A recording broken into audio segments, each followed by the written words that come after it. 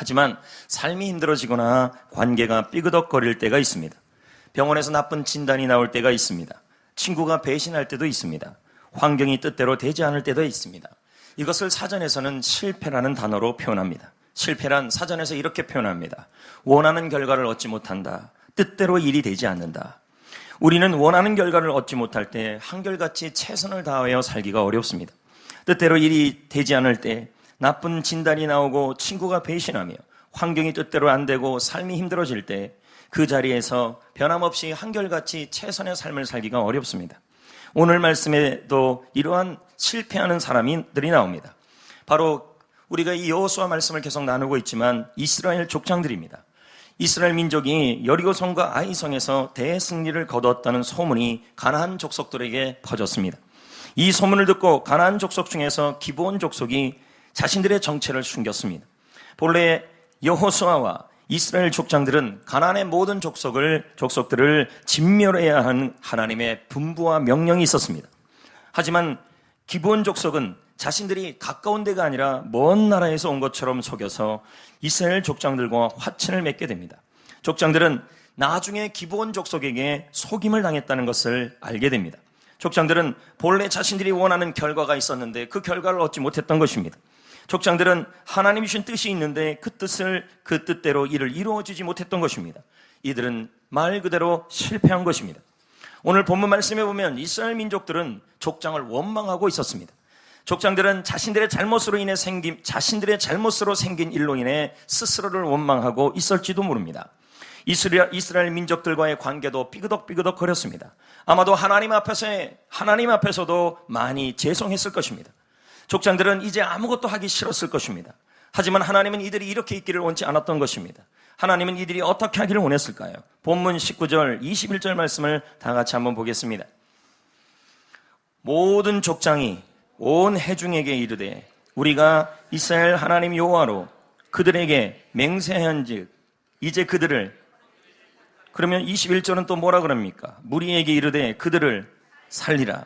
여러분, 족장들은 실패했습니다. 그들은 원하는 결과를 얻지 못했습니다. 그들은 뜻대로 일이 되어지지 않았습니다. 그래도 족장들은 자신들이 하나님 앞에 한 맹세에 대하여 지키려고 최선을 다하고 있는 것입니다. 그들은 실패한 그 자리에서 최선을 다하고 있었고 힘든 현장에서 다른 사람들을 살리려고 하고 있었던 것입니다. 성도 여러분, 우리 역시 실패할 수 있습니다. 일이 뜻대로 되지 않을 수 있습니다. 원하는 결과를 얻지 못할 수도 있습니다. 그래서 지금 힘든 자리에 있을 수도 있는 것입니다. 하지만 일이 뜻대로 되지 않는다고 그 현장을 떠나면 안 되는 것입니다. 원하는 결과를 얻지 못한다고 해도 그 현장에서 늘 최선을 다해야 하는 것입니다. 왜 그렇습니까? 인생은 생방송이기 때문인 것입니다. 인생은 재방송이 없습니다. 명지대 이영건 교수는 그의 책에서 이런 말을 합니다. 인생은 재방송이 없기 때문에 늘 최선을 다해야 한다. 방송을 녹화하다가 잘못되면 다시 녹화하면 된다. 또한 방송 나간 중에 잘못된 부분이 있으면 다시 녹화해요. 재방송하면 된다. 하지만 인생은 그렇지 않다. 인생은 재방송이 없다. 그래서 늘 최선을 다해야 한다. 여기서 늘이란 말은 어떤 경우든 한결같이라는 말입니다. 여러분, 영국 소설가 윌리엄 버넷도 다음과 같이 말합니다. 인생은 한 번밖에 없다. 그리고 전생에서 오늘 하루도 한 번밖에 없다. 오늘 24시간은 다시 돌아오지 않는 법. 시계가 가는 소리, 째깍째깍째깍, 이 소리는 상실이라는 소리이다. 이것은 무엇을 뜻하는 것일까요? 인생은 언제나 생방송이라는 것입니다.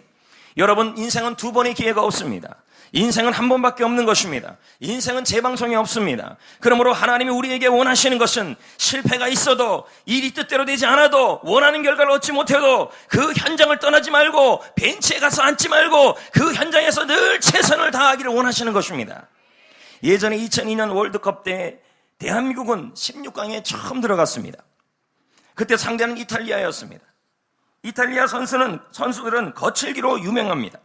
이 경기에서 우리나라 선수들은 많이 다치고 많이 넘어지고 많이 힘들었습니다. 특히 수비수 김태형 선수는 경기 도중에 이탈리아 선수가 팔꿈치로 여기를 때린 것입니다. 그러니 여기가 주저앉은 것입니다. 누가 봐도 더 이상 뛸 수 없는 상태였습니다. 옆에서는 말합니다. 그냥 벤치에 앉아 있어라. 나가지 말아라. 그냥 쉬고 있어라. 아픈데 왜 뛰냐? 힘든데 왜 뛰냐? 그냥 앉아 있어라. 하지만 그는 이 경기를 절대로 놓칠 수가 없었습니다. 왜냐하면 월드컵 16강 경기는 그가 두 번 다시 뛰지 못할 기회였기 때문인 것입니다. 이 경기는 나중에 텔레비전으로는 재방송이 되었습니다. 하지만 그의 인생에서 재방송은 없는 것입니다. 한 번밖에 없는 것입니다. 그는 아팠습니다. 코뼈가 주저앉았습니다. 너무 힘들었습니다. 뛸 만한 몸도 아니었습니다. 하지만 그는 얼굴에 마스크를 합니다. 그리고는 경기장에 들어갑니다. 아마도 그에게 몸 상태를 묻는다면 이렇게 말했을 것입니다. 아픕니다. 뛸 수 없습니다. 지쳤습니다. 이탈리아 선수들이 너무 강합니다. 너무 세게 때립니다. 와서 밟습니다. 피가 날 정도입니다. 하지만 벤치에서 앉아 구경하느니 저는 아파도 경기장에서 뛰겠습니다. 최선을 다하겠습니다. 뛰어보겠습니다. 왜요? 내 인생의 16강은 두 번 다시 없기 때문입니다. 여러분, 김태형 선수는 아파도 경기장에 들어갔습니다. 다치고 깨지고 넘어지고 그래도 벤치에 앉아 있고 싶지 않았던 것입니다. 경기장에 있었습니다. 한 경기 내내 한결같이 최선을 다했습니다. 이 모습은 많은 사람들에게 감동을 주었습니다. 그리고 그는 투혼의 상징이 되었습니다. 물론 이 경기는 멋지게 승리하였습니다.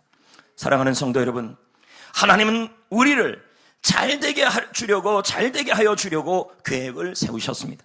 하나님은 우리에게 좋은 날을 주려는 뜻을 정하셨습니다. 하지만 인생을 살다 보면 쉽지 않습니다. 실패가 옵니다. 일이 뜻대로 되지 않습니다. 원하는 결과를 얻지 못합니다. 이때 우리는 자책합니다. 무너져 버립니다. 하지만 아무것도 하지 않고 맹놓고 벤치에 앉아있기를 하나님은 원치 않는 것입니다. 마스크를 쓰고 다시 경기장에 들어간 김태형 선수같이 이를 악물어야 하는 것입니다. 최선을 다해 뛰어야 하는 것입니다. 다시 남을 위해 섬겨야 하는 것입니다. 봉사해야 됩니다. 그 족장들처럼 다시 살리라, 그들을 살리려고 섬기려고 일으키면서 최선을 다해 자기 일을 하고 있는 것입니다. 왜요? 인생은 재방송이 없기 때문인 것입니다. 조엘 오스틴의 책을 보면요, 이 오스틴 목사님의 책에 보면 누나 이야기를 합니다. 목회를 열심히 하시는 분이십니다. 이런 목사님들을 보면 무슨 인생에 고난이 있을까라고 생각할 수 있습니다. 그런데 그의 인생에 고난이 있었습니다. 그게 바로 누나였습니다. 누나는 20대 초반에 원치 않게 이혼을 당하였습니다. 그 일로 누나는 엄청난 충격을 받습니다. 오랜 치과 생활에 들어갑니다. 누나는 몇 주간 자기 방에서 나오지 않았습니다. 아침이 오면 빨리 온 세상이 어두워지기를 바랬고, 밤이 되면 어서 빨리 날이 새기를 기다렸습니다.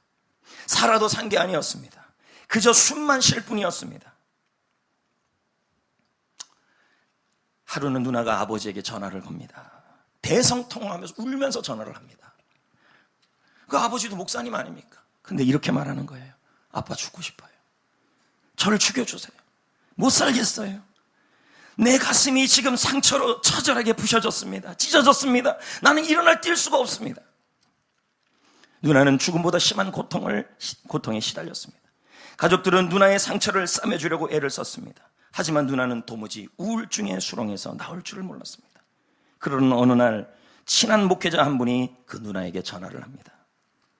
이렇게 말합니다. 자매님, 아무도 자매님을 이 수렁에서 건져낼 수가 없어요.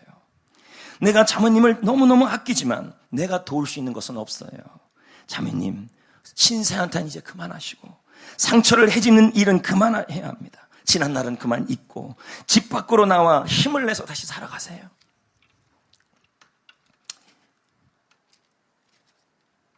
그 말이 처음에는 오히려 누나를 더 화나게 만들었습니다. 제가 얼마나 힘든지 아세요? 제가 얼마나 괴로운지 아세요? 제가 잘 알지도 못하면서 목사님 왜 그러세요? 제 삶은 끝났어요. 끝장났어요. 소망이 없어요. 목사님은 말합니다. 그렇지 않아요, 자매님. 다시 힘을 내서 살아가기만 하면 하나님께서 자매님의 상처가 오히려 영광이 되게 해줄 거예요. 하나님이 함께하고 있어요. 하나님이 도와줄 거예요. 이 말을 듣는 순간 누나의 마음속에 조그만 불씨가 생기기 시작했어요. 마침내 누나는 방문을 열고 나와 교회를 향하기 시작했어요. 아파요. 힘들어요. 상처가 있어요. 처절하게 고통을 당하고 있어요. 그럼에도 불구하고 벤치에 앉아있지 않고 다시 인생의 경기장에 나오기 시작했어요. 그리고는 그 자리에서 자신의 일에 최선을 다하고 그것뿐만 아니라 남을 섬기는, 아까 말한 족장들처럼 기본 족속을 살리는 그 일, 남을 살리는 일에 대하여 누구보다 열심을 다하여 아픈 가정을 싸매는 일을 하기 시작했어요. 누나는 상처를 입었지만, 아프지만 힘들지만 인생의 경기장에 들어왔습니다. 그녀는 그의 책에서 말합니다. 저도 아파요. 저도 다쳤어요. 그렇지만 계속 뛰겠어요. 지금은 너무 실망스러워요.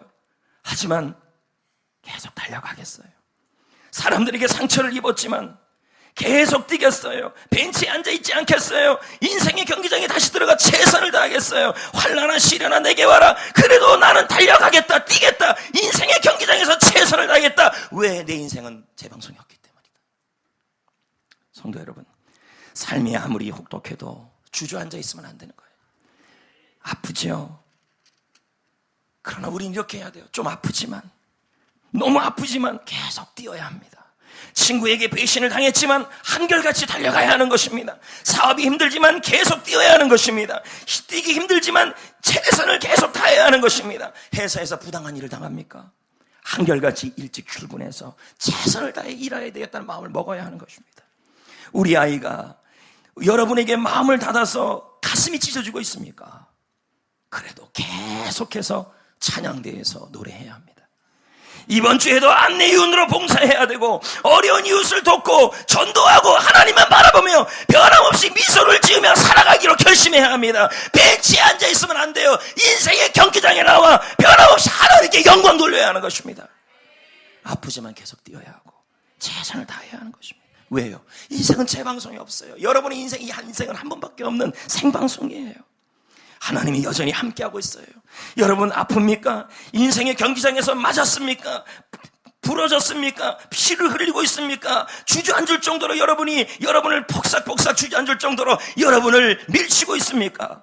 여러분 그 자리에 주님이 함께합니다. 주님이 굳세게 합니다. 도와줍니다. 이사야 41장 10절에 말합니다. 두려워 말라 내가 너와 함께함이라. 놀라지 말라 나는 내 하나님이 됩니다.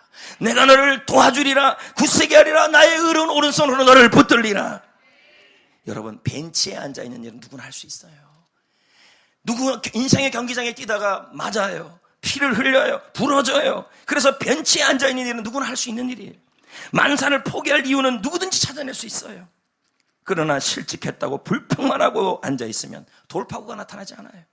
친구에게 배신을 당했다고 해서 평생 다른 사람과 담을 쌓고 홀로 살아가는 것이 답이 아니라는 거예요. 하나님은 하나의 문이 닫히면 또 다른 문을 열어주시는 분이신 것입니다.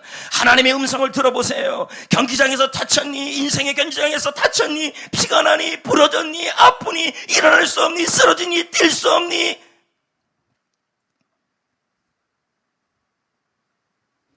에스겔서 16장 6절을 말합니다. 내가 내 곁을 지나갈 때 네가 피투성이가 되어 발짓하는 것을 보았다. 내가 네 곁을 지나갈 때 네가 인생의 경기장에서 피투성이가 되어서 발버둥치는 걸 내가 보았다. 근데 주님이 말합니다. 에스겔서 16장에 내가 내게 이르기를 너는 피투성이라도 살아있으라. 내가 다시 너에게 말하노니 피투성이가 되어서도 살아남아라. 무슨 말이에요? 인생의 경기장에 벤치에 앉아있지 말고 인생의 경기장에 들어가 거기에서 최선을 다하여 남을 섬기고 교회를 섬기고 인생을 위해서 최선을 다해 살아가라는 말이에요. 하나님이 그 자리에서도 함께 한다는 얘기죠. 여러분 지금 당장 고통스러워도 끝은 아닙니다. 부당한 대우를 받았다고 여기는 끝은 아니에요. 질병, 위험, 불행 등에 하나님은 그 후를 준비하여 주시는 분이신 것입니다. 최고의 삶을 준비하십니다. 여러분 왠지 아십니까? 하나님은 일이 뜻대로 안 되고 인생의 경기장에서 다치고 피가 나고 부러지고 경기가 뜻대로 안 돼요. 원하는 결과를 얻지 못하고 실패 속에 있어도 그 가운데서도 인생의 경기장에 들어가 최선을 다하는 사람에게는 최고의 삶을 준비하시는 분이신 것입니다. 하나님은 그런 분이에요. 그래서 갈라디아 6장 9절은 말합니다. 우리가 선을 행하되 낙심하지 말지니 포기하지 않으면 때가 이르면 거둔다. 공동번역은 이렇게 해석해요. 낙심하지 말라. 꾸준하게 선을 행하라. 꾸준하게 노력을 해라. 계속 최선을 다하라. 그러면 거둘 때가 온다. 최고의 때가 온다. 이 말입니다. 여러분 오늘 우리가 본 이 족장들과 여호수아는 일이 뜻대로 되지 않았어요. 그 뜻은 뭐예요? 가나안 전체 족속을 주님의 말씀대로 승리하는 것이었습니다. 그러나 기드온의 기브온 족속의 속임으로 인하여 일이 뜻대로 되지 않았어요. 원하는 결과를 얻지 못했어요. 실패했어요. 그러나 그들은 거기서 포기하지 않고 그들과 했던 명령을 지키기 위해 최선을 다했고 기브온 족속을 또 살리려고 최선을 다했습니다. 남을 살리고 자신에 대해 최선을 다했습니다. 그런데 어떤 결과가 일어납니까? 여러분 여호수아 9장이잖아요. 여호수아 10장에 가면요 인류 역사상 최고의 승리가 나타납니다. 하나님이 태양을 멈추게 합니다. 그리고는 승리를 이루어 주신 거예요. 여러분, 이런 승리는 보지도 못하고 뜻도 보지 못한 승리입니다. 이건 뭘 의미합니까? 하나님은 실패가 있어도 최선을 다하는 사람에게 최고의 삶을 허락하여 주셨다는 것입니다. 성도 여러분, 인생은 재방송이 없습니다. 인생은 생방송입니다. 그러므로 인생의 경기장에서 달리는 여러분, 그 경기장이 사업이든 가정이든 직장이든 교회든 그 장에서 달리다가 어떨 때 다치기도 하고, 어떨 때 그 경기장에서 부러지기도 하고, 어떨 때는 아파요, 무너져요, 어떨 때는 온몸에 피가 나고 마음에 피를 철철 흘리고 수많은 상처 속에 있는 것입니다. 그럼에도 불구하고 여러분, 벤치에 있으면 안 되는 것입니다. 인생의 경기장에서 함께해야 합니다. 왜요? 그 경기장에 하나님이 함께합니다. 하나님이 도와줍니다. 굳세게 합니다. 붙들어줍니다. 그러면서 말합니다. 너는 피투성이가 되어도 그 밟지도 않은 모습을 보면서도 우리에게 말합니다. 그래도 최선을 다해라, 살아있으라, 열심히 살아라. 그러면 내가 너를 도와주리라. 그렇게 말씀하고 있는 것입니다. 성경에 보면 남편을 잃고서 하루하루를 힘겹게 살아가는 여인이 나옵니다. 그 여인이 이름이 루시입니다. 그녀의 삶은 한순간에 나락으로 떨어집니다. 보통 사람 같으면 원망과 낙심의 늪에서 허우적거리다가 한많은 인생을 마감했을 것입니다. 룻은 남편을 잃은 뒤에도 벤치에 앉아있지 않았어요. 평생 벤치에 앉아있지 않았어요. 그는 자신의 경기장으로 갑니다. 자신의 인생의 경기장에서 남편을 잃고 모든 걸 잃어가는 가정 속에서 상처받고 부러지고 깨지고 그런 상황이었다는 거예요. 근데 그는 어떡합니까? 벤치에 있지 않았어요. 어디로 갑니까? 보아스의 밭으로 가는 거예요. 인생의 경기장에 들어가요. 그것으로 끝납니까? 자기 한 몸 추스르기도 힘든데 남편과 자식을 잃은 시어머니를 섬겨요. 최선을 다해 섬겨요. 피투성이가 돼요. 하나님이, 우리 룻기에 보면 하나님의 헤세드가 함께 하잖아요. 룻과 함께 하는 거 아닙니까? 역사상 가장 위대한 다윗의 증조모가 되고 예수 그리스도의 족보에 등장하는 인물이 되는 거 아닙니까? 최선을 다한 거예요. 조엘 오스틴은 말합니다. 한 번 실패했다고 인생은 끝나지 않는다. 하나님은 우리를 위해 그 후를 준비해 놓으셨다. 성도 여러분, 우리가 힘든 시절을 지날 때 우리의 귓가에 원수마귀는 자꾸 이렇게 옆에서 속삭입니다. 너는 전만큼 행복해질 수 없어. 너의 좋은 시절은 이제 다 지나갔어. 이번 실패가 내 인생의 마지막 종착역이야. 너는 더 이상 희망이 없어. 여러분, 이때 우리는 한쪽 귀를 닫고 한쪽 귀를 열어야 하는 것입니다. 하나님이 하시는 말씀을 들어야 하는 것입니다. 암병에 걸린 이후에, 나쁜 진단을 받은 이후에, 불행한 사건 이후에, 실망사는 사건 이후에, 실패한 이후에, 인생의 경기장에서 그 모든 일을 당한 이후에 하나님이 말씀하시는 게 있습니다. 더 하나님의 섬김의 역사, 복의 근원의 역사가 준비되어 있을 것이라는 것입니다. 여러분, 제가 읽은 책 중에 미국 미식축구 선수에 대한 이야기를 읽은 적이 있습니다. 이 선수는 비극적인 사고로 동생을 잃고 말았습니다. 그 동생은 그가 거의 키우다시피 했습니다. 그러니 얼마나 고통스럽겠습니까? 그는 너무도 큰 충격에 빠졌습니다. 그 심정을 이해하는 감독님은 집에 가서 충분히 쉬고 오라고 했습니다. 하지만 그는 말했습니다. 아닙니다, 감독님. 벤치에 있을 수 없습니다. 제 동생을 위하여 내일 경기에 꼭 뛰고 싶습니다. 분명 동생도 그러기를 원할 것입니다. 그 다음날 그 선수는 경기장에서 마음이 다 무너져 있는 상태예요. 그럼 우울증에 빠져서 벤치에 있어야 되는데 온 힘과 정성을 다 쏟아 그 경기를 최선을 다합니다. 그리고 최고의 경기가 됩니다. 믿을 수 없는 골인을 집어넣는다는 것입니다. 그 경기를 본 어느 목사님은 하나님의 손이 그를 돕는 것을 보았다는 것입니다. 여러분, 인생의 경기장에서 최선을 다하는 여러분, 하나님이 함께합니다. 도와줍니다. 굳세게 합니다. 인도하십니다. 이동규 목사님은 말합니다. 하나님의 기적의 재료는 인생의 최선이다. 인간의 최선이다. 인간이 최선을 다하면 하나님은 그 최선을 재료로 하여 기적을 이루어준다는 의미가 되는 것입니다. 성도 여러분, 지금 여러분은 중병을 앓고 있습니까? 장애를 가진 아이를 키우고 있습니까? 법적인 문제로 힘겨운 씨름을 하고 있습니까? 혹시 모함을 받고 있지는 않습니까? 사람이 여러분 곁을 떠나갑니까? 삶에 대해 지독한 해이를 느껴져 자꾸만 경기장 밖에 벤치에 있고만 싶습니까? 거기 앉아 있어야 될 온갖 이유가 자꾸 떠오릅니다. 인생의 경기장에서 열심히 뛰었는데 병을 앓게 되는 거예요. 인생의 경기장에서 열심히 살았는데 우리 아이가 자꾸 속을 썩이고 아이가 장애를 겪게 됩니다. 인생의 경기장에서 열심히 뛰었는데 법적인 문제로 힘을 겹습니다. 인생의 경기장에서 열심히 뛰었는데 모함을 받고 사람이 떠나가고 삶에 대해서 점점 힘들어집니다. 벤치에 가고 싶습니다. 그리고는 우리 벤치에 앉아서 이런 말이 합니다. 거기 앉아야 될 이유는 다 되고 있습니다. 어깨는 자꾸 처지고 힘든 시절을 보내고 있습니다. 솔직히 낙심할 만한 상황입니다. 여러분 얼마나 힘드십니까? 이런 상황에 여러분이 눈물을 보인다고 해도 아무도 뭐라 할 사람이 없습니다. 저 같아도 여러분 그런 걸 보면 여러분은 이해할 수 있을 것 같아요. 여러분 그러나 이 모든 것은 일반적으로 하는 행동들입니다. 저와 여러분은 믿음의 사람입니다.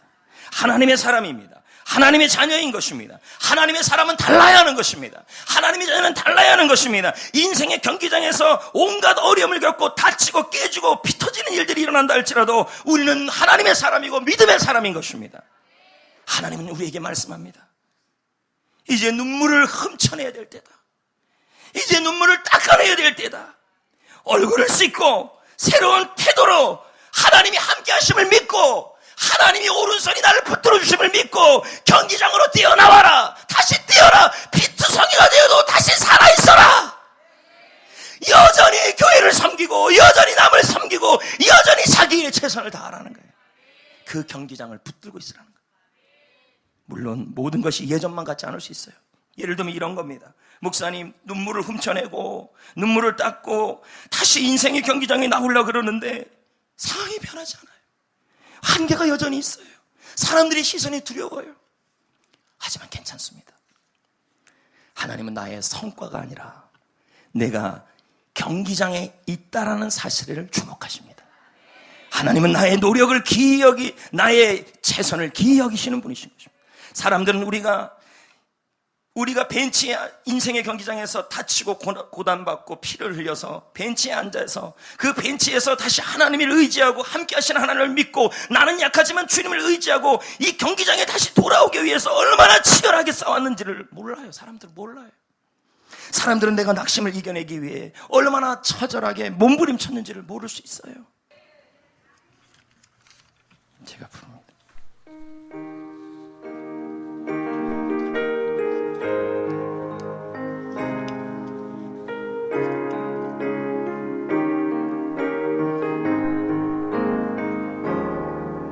험한 세상 살면서 내게 시련이 와도 내게 슬픔이 와도 나는 주만 보리라. 우는 사자와 같이 저막이 나를 삼키려 나를 유혹하지만 주가 나를 지키리. 환난아 내게 오너라. 시련아 내게 오너라. 누가 주님 사랑해서 나를 끊으리요.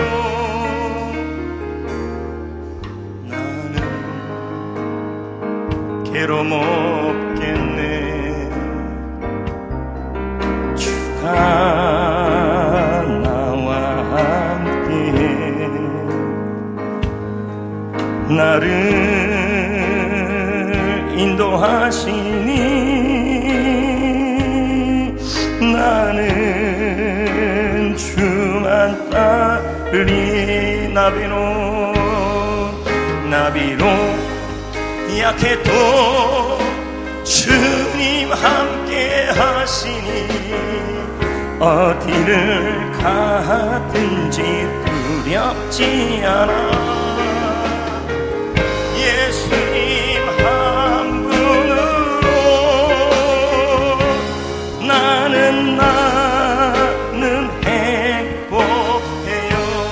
사랑 그 사랑 그네 말로 증량 못해요. 이제는 내 삶을 주께 맡기고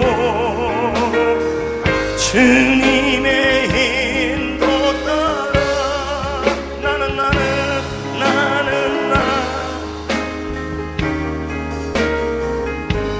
여러분, 이제 말씀을 맺겠습니다.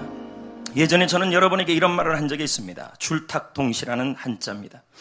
줄이라는 말은 닭이 알을 깰 때에 병아리가 껍질을 깨트리기 위해 껍질 안에서 쪼는 것이 줄입니다. 닭은 이때 어미닭이 밖에서 쪼아뜨리는 것입니다. 이때 이 둘이 같이 동시에 해야만 안에 있는 알이 질식하지 않고 또 허망하게 쏟아지지 않는다는 말인 것입니다. 여러분, 어느 목사님은 이 어미닭을 하나님으로 그리고 병아리를 인간으로 볼 수도 있다고 그랬습니다. 하나님은 지금도 우리에게 최고의 삶을 주시려고 준비하고 있는 것입니다. 복의 근원으로 비전의 사람으로 준비하고 있는 것입니다. 우리 역시 이 고난의 껍질 안에서 죽을 힘을 다해 인생의 경기장에서 때로는 다치고 무너지고 부러지고 깨지고 피투성이가 된다 할지라도 벤치에 있지 마십시오. 주께서 함께 하십니다. 도와주십니다. 굳세게 합니다. 이렇게 세울 것입니다. 피투성이가 될지라도 인생의 경기장에서 일어나 최선을 다해 살아가야 할 줄 믿습니다. 고통 가운데서도 인생의 경기장에서 끝까지 뛰어야 합니다. 그 경기장에서 우리는 죽지 않을 것입니다. 왜요? 주님이 함께하고 있기 때문인 것입니다. 왜요? 주님이 도와줄 것이기 때문에. 왜요? 주님이 붙들어주기 때문인 것입니다. 자신의 일에 최선을 다하시고 비전의 삶에 최선을 다하시고 섬김의 삶에 최선을 다하십시오. 아픕니까? 주님이 싸매줄 겁니다. 무너졌습니까? 주님이 일으킬 것입니다. 부러졌습니까? 주님이 맞춰주실 것입니다. 깨졌습니까? 주님이 일으킬 것입니다. 다쳤습니까? 주님이 붙잡아서 인생의 경기장에 들어가기를 원합니다.